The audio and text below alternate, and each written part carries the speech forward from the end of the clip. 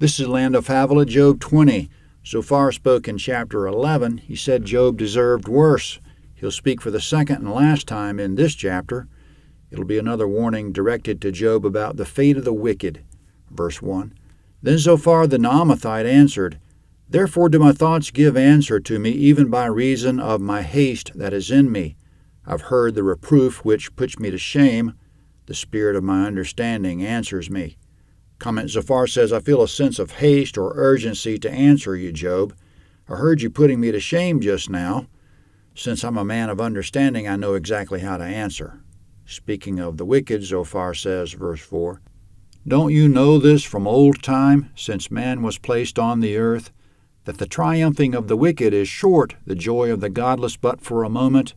Though his height mount up to the heavens and his head reach to the clouds, yet he shall perish forever like his own dung. Those who've seen him shall say, Where is he?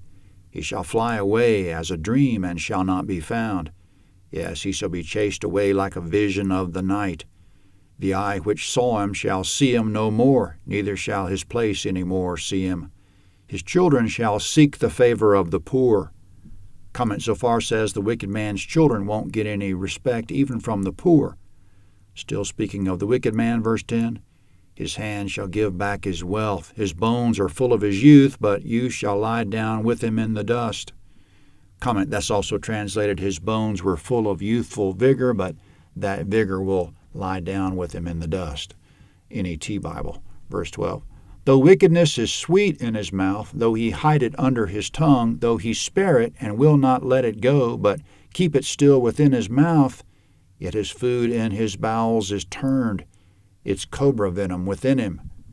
Comment Zophar says if the wicked man somehow controls himself and doesn't let his wickedness spew from his mouth, it builds up in him like cobra venom. It poisons him. Verse 15. He has swallowed down riches, and he shall vomit them up again. God will cast them out of his belly.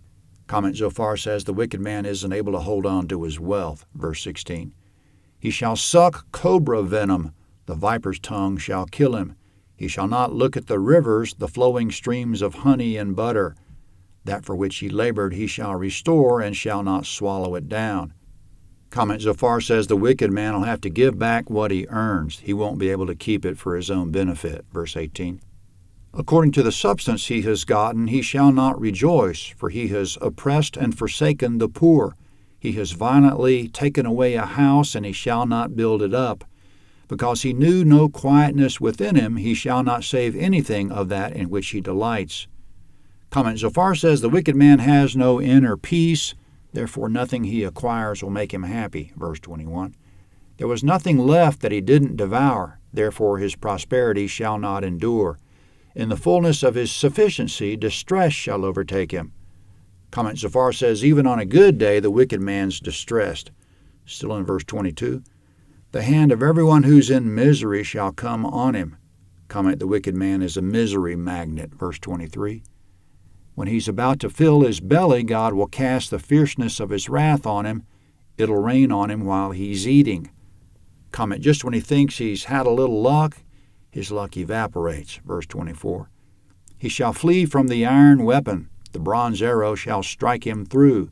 He draws it out, and it comes out of his body. Yes, the glittering point comes out of his liver. Comment, an arrow will pierce the wicked man through his liver. The head of it will come out the other side. The wicked man will take hold of the arrowhead and pull the arrow through. Still in verse 25. Terrors are on him. All darkness is laid up for his treasures. An unfanned fire shall devour him. It shall consume that which is left in his tent. Comment, an unfanned fire shall devour the wicked man, meaning his own wickedness will be enough to consume him, even if no one else contributes to his problems. Verse 27. The heavens shall reveal his iniquity. The earth shall rise up against him. The increase of his house shall depart. They shall rush away in the day of his wrath. Comment, the increase of his house are his children. His children will abandon him. Verse 29. This is the portion of the wicked man from God, the heritage appointed to him by God. Comment, that's all according to Zophar. There's some truth in it, but it doesn't apply to Job because Job's not wicked. And sometimes the wicked prosper. Jeremiah asked God, "Why does the way of the wicked prosper? Why are they all at ease who deal very treacherously?" Chapter 12, verse 1. Of course, the wicked will be consumed, as Zophar says, but it might take a while.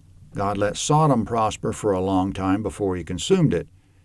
Jesus said that the Heavenly Father, quote, makes his sun to rise on the evil and the good and sends rain on the just and unjust, Matthew 5:45. So God deals well with the wicked, and it's not like the sun is good and the rain bad, and that dry part of the world rain is good. So Jesus was saying God's good all the time to the just and the unjust, giving them sun and rain, both of which are good.